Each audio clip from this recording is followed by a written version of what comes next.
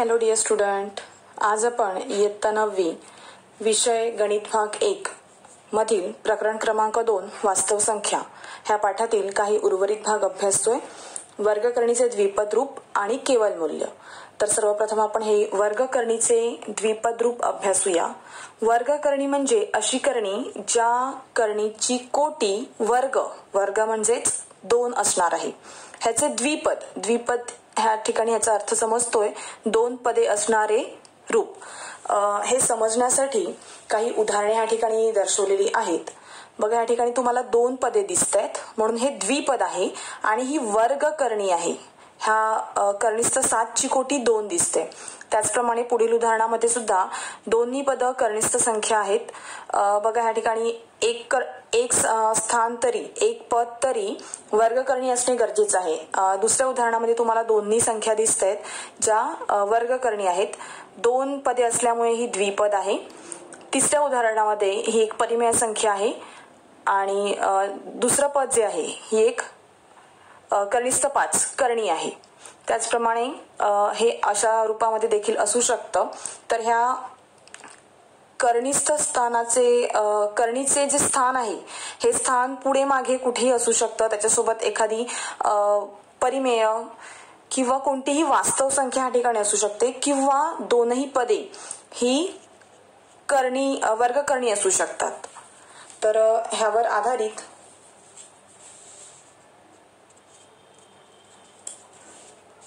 काही नियम आपल्याला आवश्यक असणार आहेत. तर ते नियम आपण सर्वात आधी अभ्यासून घेऊया. हा विस्तार सर्वांना येत असेल. a अधिक b गुणिले a वजा b म्हणजेच a वर्ग वजा b वर्ग. हा विस्तार आपण इयत्ता 7वी मध्ये अभ्यासलेला आहे. जर याचं रूपांतर तुम्ही कनिष्ठ संख्येमध्ये केलं तर बघा, ह्या ठिकाणी पहिल्या पदाचा वर्ग वजा दुसऱ्या पदाचा वर्ग. तर ह्या ठिकाणी जे पहिलं पद आहे दोन्ही कंसामध्ये तुम्ही पाहू शकता की दोन्ही कंसामध्ये विरुद्ध चिन्ह आहेत म्हणून आपण हा विस्तार वापरतोय. तर पहिलं जे पद आहे हे आहे कनिष्ठ a. ह्या कनिष्ठ a चा वर्ग वजा दुसरे पद आहे कनिष्ठ b कंसाचा वर्ग. आता वर्ग आणि वर्गमूळ दोनही विरुद्ध क्रिया आहेत. त्या एकमेकांना बाद करतील आणि ह्या ठिकाणी फक्त a राहील. त्याचप्रमाणे दुसरे पद फक्त b. तर a वजा b हे आपल्याला ह्याचं उत्तर मिळणार आहे. जर आपण ह्याची वजाबाकी केली तर ही वजाबाकी आपल्याला एक परिमेय संख्या मिळणार आहे. तर ह्यावर आधारित काही उदाहरणे आपण सोडवतोय. समजा पहिलं उदाहरण आहे वर्गमुळात 7 अधिक वर्गमुळात 5 गुणिले वर्गमुळात 7 वजा वर्गमुळात 5.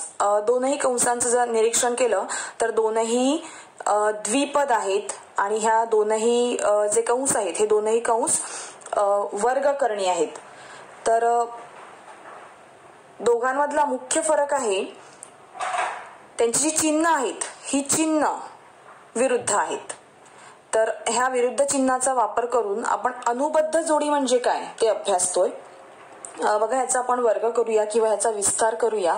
तर आपल्याला सर्वात आधी पहिल्या पदाचा वर्ग वजा दुसरे पद आहे कनिष्ठ 5 चा वर्ग. कनिष्ठ 7 चा वर्ग उत्तर आपल्याला फक्त 7 मिळेल आणि कनिष्ठ 5 चा वर्ग फक्त 5. तर ह्याची वजाबाकी आपल्याला मिळणार आहे 2. बघा, ही एक परिमेय संख्या मिळालेली आहे. त्याचप्रमाणे आणखी एक प्रश्न सोडवूया. वर्गमुळात 3 वजा 5/4 ही सुद्धा एक द्विपद वर्गकरणी आहे. ह्या द्विपद वर्गकरणीपासून आपल्याला जर अशा प्रकारे परिमेय संख्या मिळवायची असेल तर आपल्याला ह्या कंसाला आणखी एका कंसाने गुणावे लागणार आहे. आता या ठिकाणी वजाचं चिन्ह होतं तर त्याचा अगदी विरुद्ध चिन्ह ह्या ठिकाणी त्याचा वापर करून जर आपण गुणाकार केला तर अशा प्रकारे आपल्याला एक परिमेय संख्या मिळणार आहे. ह्याचा आपण एक गुणाकार करूया किंवा हा विस्तार सोडवूया. वजा पहिल्या पदाचा वर्ग वजा दुसऱ्या पदाचा वर्ग. तर हा वर्ग आपल्याला मिळणार आहे 3 वजा 25, 5चा वर्ग 25 येणार आहे आणि 4चा वर्ग 16 होणार आहे. आता ह्याच्या पुढे आपल्याला तिरकस गुणाकार करावा लागेल. जर हा तिरकस गुणाकार केला तर उत्तर आपल्याला मिळणार आहे 16 त्रिक 48 वजा 25 छेद 16. 48 वजा 25 चं उत्तर 23/16 असे मिळणार आहे. आता हे जे 23/16 आहेत, हे 23/16 ही एक परिमेय संख्या आहे. तर ह्यावरून आपण एक व्याख्या तयार करू शकतो अनुबद्ध जोडीची. ज्या द्विपद करणीच्या जोडीचा गुणाकार परिमेय संख्या येतो. बघा ह्या ठिकाणी ह्या ज्या द्विपद करणी होत्या, ह्या जोडींचा गुणाकार जो होता, हा गुणाकार आपल्याला परिमेय संख्या मिळाल्या. तर अशा द्विपद करणीच्या जोडींना अनुबद्ध जोडी असे म्हणतात. म्हणजेच आपण म्हणू शकतो की वर्गमुळात 7 अधिक वर्गमुळात 5 ह्या पहिल्या कंसाची अनुबद्ध जोडी म्हणजेच वर्गमुळात 7 वजा वर्गमुळात 5 म्हणजेच दुसरा कंस असणार आहे. किंवा दुसऱ्या कंसाची अनुबद्ध जोडी ही पहिला कंस असणार आहे. तर अशाच प्रकारे काही द्विपद करणी ह्या ठिकाणी लिहिलेल्या आहेत. द्विपद वर्गकरणी पहिली जी जोडी आहे, जो कंस आहे, ह्या कंसाची अनुबद्ध जोडी तयार होणार आहे. पहिलं पद असेच राहणार, दुसरे पद देखील असेच राहील. फक्त इकडे बदल करायचा आहे तो चिन्हाचा. जर बेरीज असेल तर आपल्याला वजा घ्यायचा आहे आणि जर वजा असेल तर त्याचं रूपांतर धनामध्ये होणार आहे. मग ही पहिलं आणि दुसरं स्थान कोणतीही संख्या असू दे, म्हणजे अपरिमेय असू दे किंवा परिमेय संख्या असू दे, बदल जो फक्त करायचा आहे तो ह्या चिन्हांचा करायचा आहे. तर अशा प्रकारे आपल्याला ह्या कंसाची अनुबद्ध जोडी आपण शोधू शकतो. ह्या अनुबद्ध जोडीचा वापर करून आपण पुढील मुद्दा अभ्यासतोय, छेदाचे परिमेयीकरण. ह्या छेदाचे परिमेयीकरण करण्यामध्ये करणीचा गुणाकार हा एक मुख्य घटक येतोय. तर हा सर्वप्रथम आपण अभ्यासून घेऊया की ज्या दोन कनिष्ठ संख्या आहेत, ह्या कनिष्ठ संख्यांचा गुणाकार होण्यासाठी दोनही करणींची जी कोटी आहे, ही कोटी समान असावी लागते. जर ती समान असेल तरच आपण गुणाकार किंवा भागाकार करू शकतो. म्हणून ह्याचं उत्तर A गुणिले B अशा प्रकारे येणार आहे. ह्याच्यावर आधारित काही आपण प्रश्न सोडवूया. पहिला प्रश्न आहे कनिष्ठ 3 गुणिले वर्गमुळात 2 अधिक 5. तर सर्वांना माहित आहे, सर्वप्रथम आपण पहिल्या पदाला गुणणार आहोत आणि त्यानंतर दुसऱ्या पदाला त्याचा गुणाकार करणार आहोत. तर ह्याचं आपण उत्तर सोडवूया. वर्गमुळात 3 गुणिले वर्गमुळात 2 हा पहिल्या स्थानाचा गुणाकार झाला. त्याच्यानंतर आतमध्ये अधिकचं चिन्ह आहे, ह्या अधिक चिन्हाचा मी वापर करते. कनिष्ठ 3 गुणिले 5. चला गुणाकार करूया. बघा कनिष्ठ संख्या 3 आणि 2 दिसत आहेत. दोनही कनिष्ठ संख्यांची कोटी 2 आहे. म्हणून आपण कोटी समान असल्या कारणाने सामायिक चिन्ह घेते मी आणि ज्या कनिष्ठ संख्या आहेत, ह्या कनिष्ठ संख्याच्या मी अशा प्रकारे एकत्रित लिहिते. अधिक वर्गमुळात 3 गुणिले 5. आता हे जे 5 आहेत, हे 5 कनिष्ठ संख्या नाही, म्हणून ह्यांचा गुणाकार आपण अशा प्रकारे लिहू शकतो, सहगुणकाच्या म्हणजेच मिश्र करणीच्या रूपात. तर ह्या 3 गुणिले 2चं उत्तर मिळणार आहे आपल्याला कनिष्ठ 6 अधिक 5 कनिष्ठ 3. ठीक आहे. आणखी एक गणित सोडवूया आपण. ह्या ठिकाणी द्विपद करणी आहेत, 2 जोड्या आहेत. दोनही जोड्या अनुबद्ध जोड्या नाहीत. सर्वप्रथम आपण पहिल्या कंसातील जे पहिलं पद आहे, त्या पहिल्या पदाने दुसऱ्या कंसाला गुणून घेऊया. म्हणजेच 2 वर्गमुळात 5 गुणिले हा आपला दुसरा कंस. इथे जे कोणतं चिन्ह असेल, ह्या चिन्हाचा वापर इकडे बाहेर करायचा आणि त्यानंतर जे दुसरं पद आहे, हे दुसरं पद वापरून त्याचा गुणाकार दुसऱ्या कंसासोबत करायचा.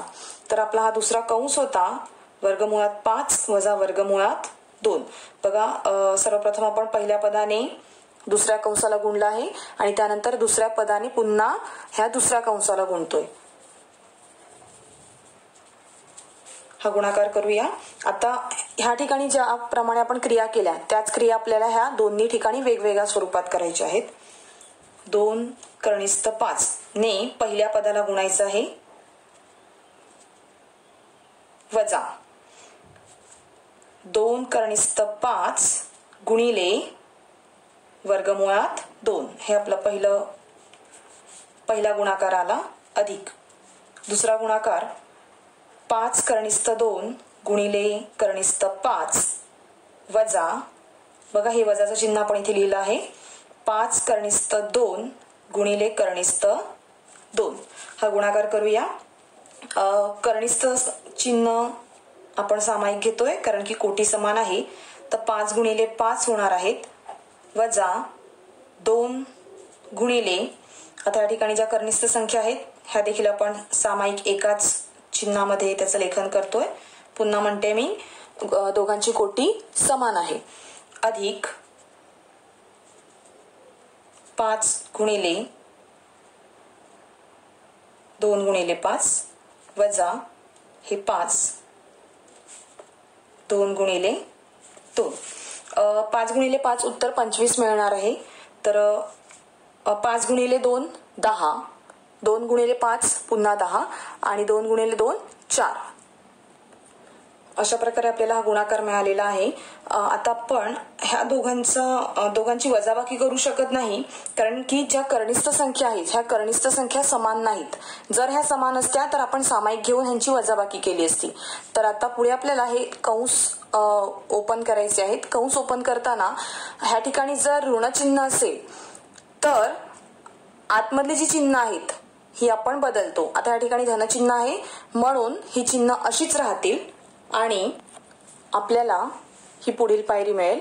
ह्या ठिकाणी बघा पहिल्या पदाचं जी चिन्ह आहेत, पहिल्या कंसातील चिन्ह ही अशीच राहणार आहेत, दुसऱ्या कंसातील चिन्ह सुद्धा अशीच राहतील कारण ह्या ठिकाणी धनचिन्ह आहे. वर्गमुळात 25चं उत्तर मिळतं आपल्याला 5 वजा 2 कनिष्ठ 10 अधिक 5 कनिष्ठ 10 वजा 5 गुणिले वर्गमुळात 4 म्हणजेच 2. तर याचा गुणाकार करूया. बघा ह्या ठिकाणी हे 2 आपण सामायिक घेऊ शकतो कारण की कोटी आणि कनिष्ठ संख्या दोन्ही ठिकाणी सारख्याच आहेत.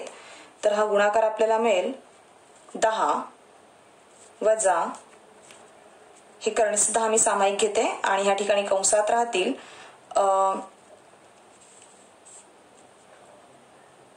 ऋण 2 मी धनचिन्ह बाहेर घेते, अधिक 5 हे ऋण 2चं चिन्ह मी या ठिकाणी घेतले आणि हे धन 5चं चिन्ह, वजा 10.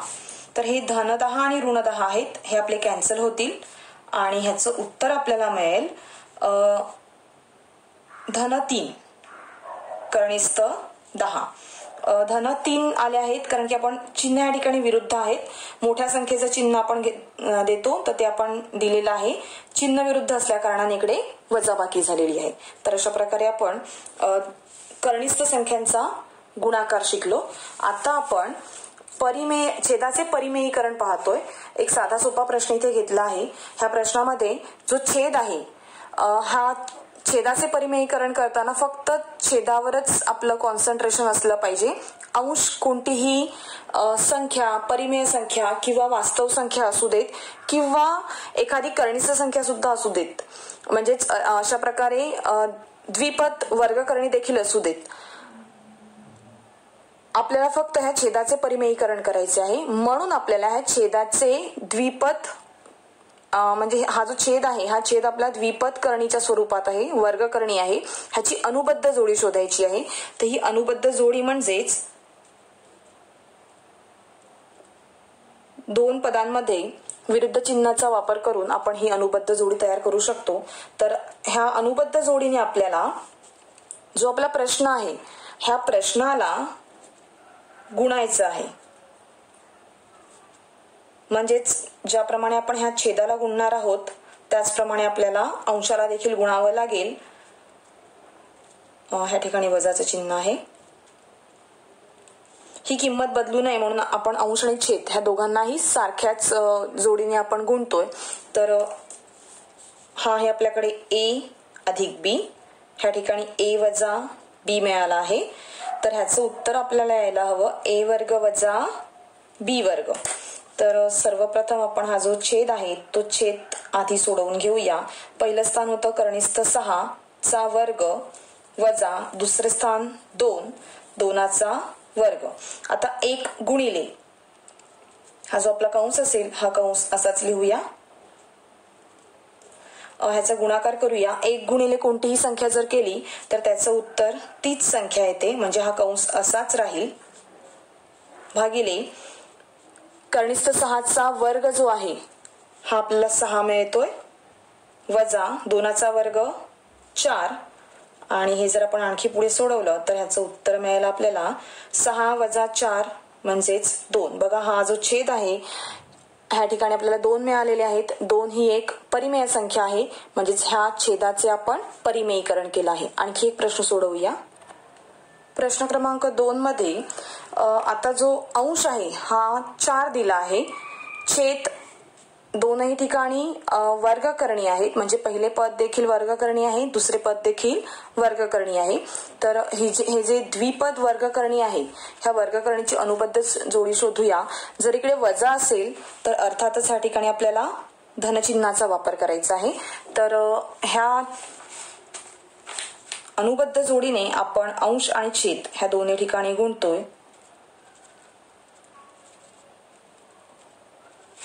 तर ह्याचा गुणाकार आपल्याला मिळणार आहे 4 गुणिले वर्गमुळात 11 अधिक वर्गमुळात 3.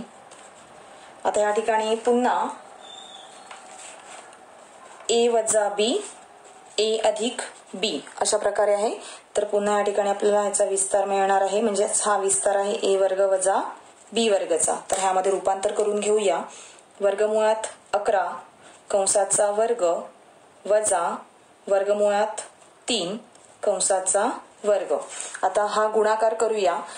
4 गुणिले कर्णिस्थ 11चं उत्तर आपल्याला मिळेल 4 गुणिले कर्णिस्थ 11. बघा कर्णिस्थ 44 होऊ शकत नाही, कारण की ही कर्णी संख्या नाही, ह्याचं रूपांतर एका मिश्र करणीमध्ये होणार आहे. त्याचप्रमाणे अधिक 4 गुणिले कर्णिस्थ 3. आता हा जो छेद आहे हा छेद सोडवूया. वर्गमूळ वर्ग निघून जातील आणि फक्त कर्णिस्थ संख्या म्हणजेच 11 राहील आणि त्याच्या पुढे हे आहेत 3. तर ह्याचं उत्तर आपल्याला मिळेल 11 वजा 3 चं उत्तर असणार आहे 8. 7. तर 7 जी संख्या आहे ही संख्या आपली परिमेय संख्या मिळालेली आहे. आणखी एक प्रश्न आपण सोडवतोय. ह्या प्रश्नामध्ये पहा अंश आणि छेद दोनही ठिकाणी आपल्याला द्विपद वर्गकरणी दिसत आहेत. मगाशी ज्याप्रमाणे मी सांगितलं अंश कितीही असू देत, आपल्याला फक्त जे आपलं कॉन्सन्ट्रेशन आहे, जे साध्य आहे ते साध्य आहे. छेद ह्या छेदाचे आपल्याला परिमेयीकरण करायचे, म्हणून फक्त ही जी छेदस्थानी जी परिमेय जोडी आहे, द्विपद करणीची जी जोडी आहे ह्याची अनुबद्ध जोडी शोधूया. हे वजाचं चिन्ह होतं, तर ह्या ठिकाणी आपल्याला धनचिन्हाचा वापर करून दोन्ही ठिकाणी ह्याचा गुणाकार करायचा आहे. तर मी ह्या आधी छेदासाठी लिहून दर्शवते. बघा ह्याचं रूपांतर ह्या ठिकाणी a वजा b a अधिक b अशा प्रकारे झाला आहे. ह्याचाच आपल्याला हा विस्तार आहे a वर्ग वजा b वर्गचा. इतर उर्वरित किमती लिहून घेऊया. आपल्या इतर किमती लिहून झालेल्या आहेत. ह्या ठिकाणी आपण हा पहिल्या पदाचा वर्ग वजा दुसऱ्या पदाचा वर्ग लिहिलेला आहे. आता जरा अंशस्थानी लक्ष द्यायचं आहे. बघा दोनही कंसामधील ज्या संख्या आहेत ह्या सारख्या आहेत आणि दोन्ही ठिकाणी समान चिन्ह आहे, म्हणून आपण ह्या दोन कंसांचा गुणाकार म्हणजेच कंसाचा वर्ग ह्या रूपात लिहितोय. तर ह्या ठिकाणी आपण वापर करणार आहोत a अधिक b कंसाचा वर्ग ह्याच्या विस्ताराचा. तर तो आपण विस्तार करतोय. बघा विस्तार आपल्याला असा मिळेल a वर्ग, आता इथे अधिकचं चिन्ह आहे म्हणजे अधिक 2ab अधिक b वर्ग. तर ह्या ठिकाणी ह्या सूत्रामध्ये ह्या किमती ठेवूया, म्हणजेच वर्गमुळात 10चा वर्ग अधिक 2 वर्गमुळात 10 म्हणजेच पहिलं स्थान गुणिले दुसरे स्थान अधिक दुसऱ्या स्थानाचा वर्ग. आता हे आपण सोडवलं आहे फक्त अंशासाठी. जो छेद आहे ह्या छेदाला सोपं रूप देऊया. ह्याचं उत्तर आपल्याला अशा प्रकारे मिळेल. तर वर्गमुळात 10चा वर्ग म्हणजेच 10 येणार आहेत, अधिक 2 वर्गमुळात 10 गुणिले 7 होणार आहेत आणि ह्याचं उत्तर आपल्याला 70 मिळेल. अधिक 7 भागिले 10 वजा 7 उत्तर मिळणार आहे 3. बरोबर. 10 अधिक 7 ह्या दोघांची बेरीज होईल आणि ही बेरीज आपल्याला 17 मिळेल. ही बेरीज तुम्ही मागे लिहिली तरी देखील चालेल. ही मी आता प्रथम स्थानावर लिहिते. भागिले 3. ह्याच्या पुढे आपण सोपं रूप देऊ शकत नाही. जो आपला छेद होता हा छेद आपला परिमेय संख्या मिळालेला आहे. प्रश्न क्रमांक 4 सोडवूया. प्रश्न क्रमांक 4 मध्ये ज्या आता ह्या वर्गकरणी दिसत आहेत ह्या वर्गकरणी मिश्र करणीच्या स्वरूपामध्ये आहेत. ह्याची अनुबद्ध जोडी तयार होणार आहे वजाच्या रूपामध्ये, कारण की ह्या ठिकाणी अधिक आहे तर अधिकचं विरुद्ध चिन्ह वजा असणार आहे. ह्याला आपण ह्याचा गुणाकार करून घेऊया. आपला गुणाकार लिहून झालेला आहे. आपण अंश आणि छेद ह्या दोघांनाही अनुबद्ध जोडीने गुणलेला आहे. छेदस्थानी a अधिक b a वजा b अशा स्वरूपात मांडणी आहे. तर त्याचं उत्तर आपलं a वर्ग म्हणजेच पहिल्या स्थानाचा वर्ग वजा दुसरे स्थान आहे ह्या दुसऱ्या स्थानाचा वर्ग असा तयार होणार आहे. 5 गुणिले 2 कर्णिस्थ 10 वजा 3 कर्णिस्थ 2 ह्याचा गुणाकार करूया. गुणाकार केल्यावर 5 गुणिले पहिले स्थान वजा 5 गुणिले दुसरे स्थान असे येणार आहे. आता जो कंस आहे ह्या कंसाचा वर्ग करूया. आपल्याला 2चा पण वर्ग करायचा आहे आणि ह्या कर्णिस्थ 10चा देखील वर्ग करायचा आहे. तर 2चा वर्ग 4 येतो आणि कर्णिस्थ 10चा वर्ग 10 मिळणार आहे. वजा 3चा वर्ग 9 आणि कर्णिस्थ 2चा वर्ग 2 अशा प्रकारे उत्तर मिळेल. हे पुढे सोडवतोय आपण. 5 गुणिले 2 ह्याचं उत्तर मिळेल आपल्याला 10 कर्णिस्थ 10 वजा 5 त्रिक 15 कर्णिस्थ 2 छेद 40 वजा 9 दुने 18 असं उत्तर मिळणार आहे. बघा ही वजाबाकी होणं शक्य नाही, कारण की कर्णिस्थ संख्या समान नाहीत. जरी कोटी समान असली तरी कर्णिस्थ संख्या समान नसल्यामुळे आपण वजाबाकी करू शकत नाही. ह्याची वजाबाकी करूया. तर ह्याची वजाबाकी आपल्याला मिळेल 22. तर आता पुन्हा 22 ही आपली एक परिमेय संख्या मिळालेली आहे. तर अशा प्रकारे आपण हा जो छेद होता ह्या छेदाचे त्याची अनुबद्ध जोडीचा वापर करून रूपांतर एका परिमेय संख्येमध्ये केलेले आहे. पुढे आपण केवल मूल्य पाहतोय. आपल्या पाठ्यपुस्तकात केवल मूल्याची व्याख्या अशा प्रकारे दिली आहे. जर x ही कोणती एक वास्तव संख्या असेल तर x चे केवल मूल्य, किंवा जर आपण संख्या रेषेचा वापर केला तर संख्या रेषेवरील शून्यापासूनचे अंतर हे अशा प्रकारे लिहिले जाते. आणि ह्याचे वाचन बघा 2 उभ्या रेषा आहेत आणि आतमध्ये 2 उभ्या रेषांच्या आतमध्ये ही एक वास्तव संख्या आहे. ह्याचे वाचन x चे केवल मूल्य असे असणार आहे. म्हणजे समजा ह्या ठिकाणी 10 असतील तर 10चे केवल मूल्य असेल. जर बघा संख्या रेषेवर धनसंख्या देखील असतात आणि ऋण संख्या देखील असतात. जर x हा 0पेक्षा मोठा असेल, 0पेक्षा मोठा म्हणजेच हा जो x असेल ह्या x ची किंमत धनसंख्या असायला हवी. जर x 0 असेल तर ह्या x चे केवल मूल्य 0 येईल. x हा 0पेक्षा लहान असेल, 0पेक्षा लहान असेल म्हणजेच तो एक ऋण संख्या असणार आहे. काही उदाहरणे आपण पाहतोय. बघा या ठिकाणी एक उदाहरणासाठी धन 5 चे केवल मूल्य आपल्याला काढायचे आहे. धन 5 आहेत हे धन 5 चे केवल मूल्य हे धन 5च येणार आहे, कारण ही 0पेक्षा मोठी संख्या आहे. जर ह्या ठिकाणी ऋण 5 असते, ऋण 5 चे केवल मूल्य ऋण 5 ही 0पेक्षा लहान संख्या आहे, म्हणून त्याचे केवल मूल्य हे ऋण असणार आहे. आणि ह्याचं उत्तर ऋण ऋण धन असतं म्हणजेच धन 5 असतं. म्हणजेच हे जे केवल मूल्याचं जे चिन्ह आहे हे चिन्ह कोणत्याही धन किंवा ऋण संख्येचे रूपांतर धनसंख्येमध्येच तयार करतं. काही उदाहरणे आपण सोडवतोय. किमती काढा. पहिला प्रश्न आहे 11 अधिक 2 चे केवल मूल्य आपल्याला काढायचे आहे. 11 अधिक 2 सर्वप्रथम जी आपल्याला ह्या केवल मूल्याच्या चिन्हामध्ये जी क्रिया दिली आहे ती क्रिया सर्वप्रथम आपण करून घेऊया. तर ह्याचं उत्तर आपल्याला मिळणार आहे, ह्या दोघांची बेरीज मिळेल आपल्याला 13, धन 13. आता ही धन 13 हे शून्यापेक्षा मोठे आहेत. मग जर हे शून्यापेक्षा मोठे असतील तर त्याचं उत्तर धनसंख्याच असणार आहे.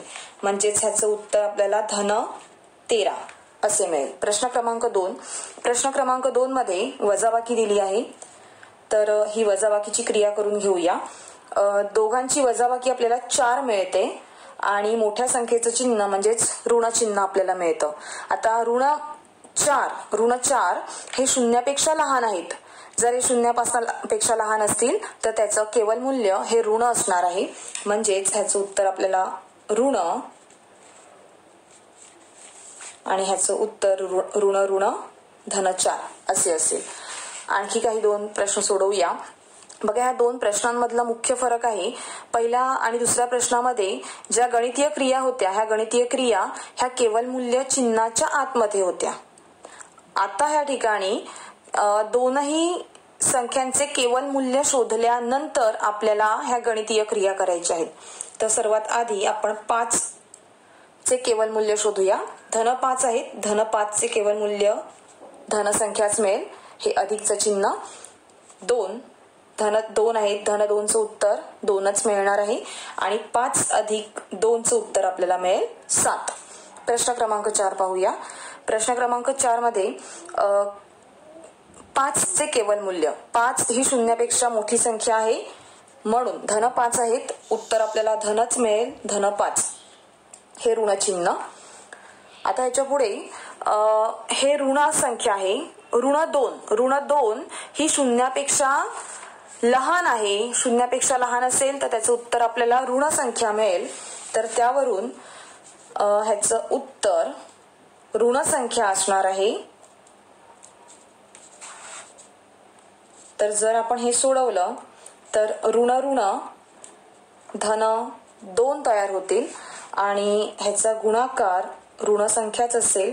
म्हणजेच 5 वजा 2 चं उत्तर आपल्याला धन 3 असे मिळेल. ह्या पुढील प्रश्नामध्ये आपल्याला x ची किंमत काढायची आहे. तर ही x ची किंमत काढण्यासाठी हे जे केवल मूल्य आहे 2x अधिक 1 चे केवल मूल्य ह्या ठिकाणी दिले आहे 5. तर तुम्हाला माहित आहे की ही धनसंख्या आहे की ऋण संख्या आपल्याला माहित नाही.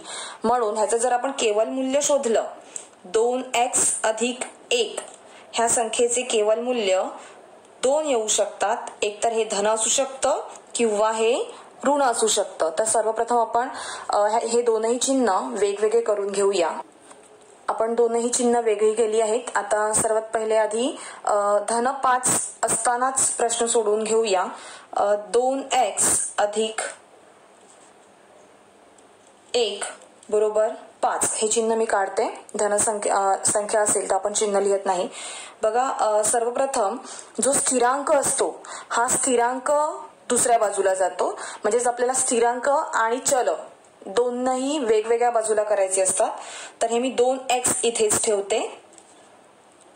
उजव्या बाजूला ऑलरेडी 5 होते. हा जो 1 आहे हा जर उजव्या बाजूला गेला तर त्याचं विरुद्ध चिन्ह मिळणार आहे ऋण. तर 5 वजा 1 चं उत्तर मिळेल आपल्याला 4. आता हा जो सहगुणक आहे हा सहगुणक आपण दुसऱ्या बाजूला देऊया. तर ह्या ठिकाणी फक्त x राहील. 4/2 ह्याचं उत्तर आपल्याला मिळेल 2, धन 2. ऋण 5 असताना सोडवूया. बघा, सेम पायऱ्या आपल्याला सोडवायच्या आहेत. सर्वप्रथम हा जो स्थिरांक आहे हा स्थिरांक आपण दुसऱ्या बाजूला आणूया तर तो ऋण होईल. दोनही चिन्ह समान आहेत. दोनही चिन्ह समान असल्या कारणाने बेरीज होईल आणि तेच चिन्ह राहील म्हणजे ऋणच चिन्ह राहणार आहे. x ची किंमत काढायची असेल तर हे ऋण 6 जे 2 आहेत हे 2 दुसऱ्या बाजूला आणूया, ते गुणिले होते, दुसऱ्या बाजूला आल्यावर हे भागिले होतील आणि ह्याचा भागाकार आपल्याला -3 असा मिळेल. तर आपल्याला ह्या ठिकाणी x च्या 2 किमती मिळाल्या आहेत, x बरोबर 2 किंवा x बरोबर -3. आणखी पुढचा हा प्रश्न आपण पाहतोय. पुन्हा आपल्याला सेम सोडवायचा आहे. x - 3 भागिले 2 ह्या कंसाच्या एकूण 2 किमती मिळतील, धन आणि -4. ह्या दोनही किमती आपण वेगवेगळ्या करून घेऊया. आपण दोन्ही किमती वेगवेगळ्या लिहिलेल्या आहेत. बघा, मी मगाशी सांगितले तुम्हाला की जो स्थिरांक असतो हा स्थिरांक सर्वप्रथम आपण दुसऱ्या बाजूला घेतो, पण हा स्थिरांक दुसऱ्या बाजूला नेण्याआधी हे जे 2 आहेत हे 2 सामायिक छेदाच्या रूपात आहेत. तर हा जो सामायिक छेद आहे हा सर्वात आधी आपल्याला दुसऱ्या बाजूला न्यावा लागेल. तर तो आपण सर्वात आधी नेऊया. तर हा जर 2 जर आपण दुसऱ्या बाजूला नेले तर त्याआधी छेद म्हणजेच भागिले होते, त्याची विरुद्ध क्रिया गुणिले होणार आहे. तर ह्याचा गुणाकार आपल्याला मिळेल 8. हे जे आता हा जो स्थिरांक आहे हा स्थिरांक दुसऱ्या बाजूला आणला तर तो आधी ऋण होता, ह्या ऋणाचं धन होईल आणि 8 + 3 x उत्तर आपल्याला धन 11 असे मिळेल. ठीक आहे. त्याचप्रमाणे आपण ही किंमत ऋण असताना सोडवूया.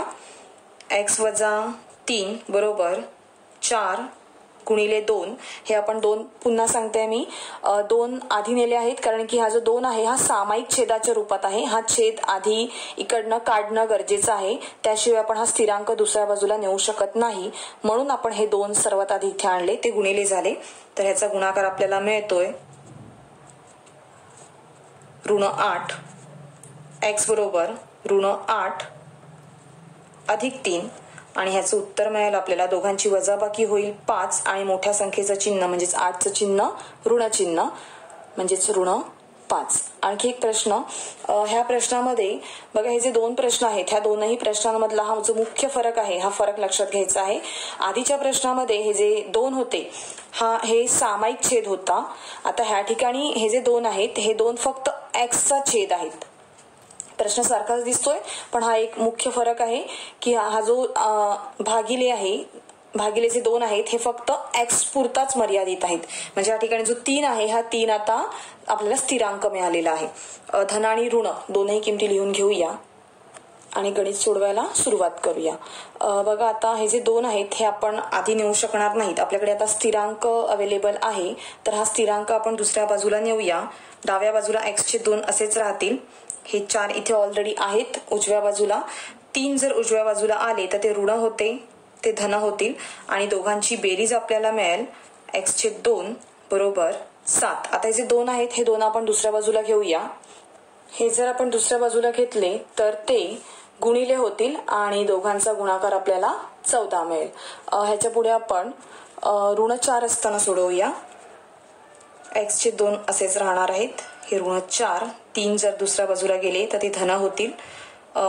x चे 2 बरोबर दोघांची वजाबाकी 1 आणि मोठ्या संख्येचं चिन्ह म्हणजेच ऋण मिळणार आहे. जे छेदस्थानी 2 आहेत हे 2 आपण दुसऱ्या बाजूला घेऊया तर ते गुणिले होतील आणि x ची किंमत मिळेल आपल्याला -2. तर अशा प्रकारे आज आपण छेदाचे परिमेयीकरण, अनुबद्ध जोडी, वर्गकरणीचे द्विपद रूप आणि त्याचाच वापर करून द्विपद वर्गकरणीच्या रूपात असलेला जो छेद असतो ह्या छेदाचे परिमेयीकरण आणि त्याच प्रकारे हे जे केवल मूल्य आहे हे केवल मूल्य आज आपण अभ्यासले. आज आपण इथेच थांबूया आणि पुन्हा भेटूया आपल्या पुढच्या व्हिडिओमध्ये.